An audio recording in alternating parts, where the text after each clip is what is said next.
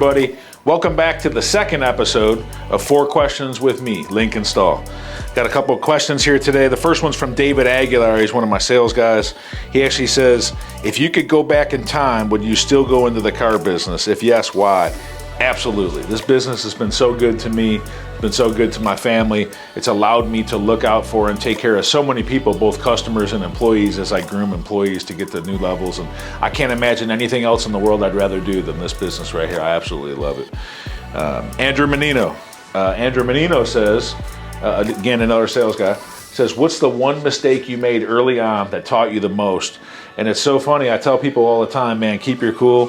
When I was young, you know, some people made some decisions on business that I didn't love, and I instead of biting my tongue and moving on or just keep going, you know, I was very outspoken and maybe approached things not in the most professional manner. I was standing on business, man. I was saying what was on my mind, and it actually put me backwards a little bit. Hindsight, I am where I am, so I don't know that I regret any of it. But I tell the young folks, keep your cool about you. Don't lose your temper. Don't do nothing crazy. Miss Barbie Watkins. Barbie's my new car manager here. She's awesome. Her and her husband, Dylan. Barbie says, aside from being managing partner, what's your favorite position in the dealership and why? This is so easy. It's being a salesperson, man. That's how it all starts. Like being a salesperson, shaking a customer's hand.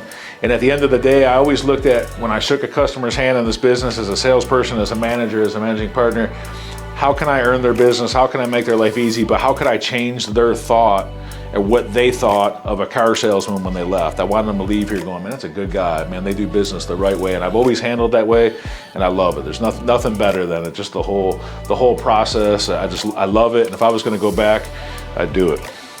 Carlos Garcia, again, another one of my top sales guys, says, what skills or habits do you believe are crucial for personal and professional development? It's so funny, because this isn't just the car business, it's life in general. You know, be honest, you know, be a man or woman of your word, you know, wake up every single day with a purpose, you know, go to work and work your butt off no matter what you're doing. In this business, it highlights for certain whether you're working your butt off or not. But, you know, get in here. You know, my boss out in Arizona, he actually says when you leave for work in the morning, you tell your wife you're going to work, or do you tell her you're going to stand around? We say, tell her we're going to work. He says, well, go to work. Like, don't go to work and stand around. So wake up with a purpose and figure out how in the world you can change your life and change somebody else's life and change your family's life, and go to work and get after it every single day. You know, and be like I said, be a man or woman of your word. Be somebody that's trustworthy and always do the right thing. And somehow, some way, man, it's always going to work out for you if you do that. Customers, friends, followers, we need you to start writing in questions.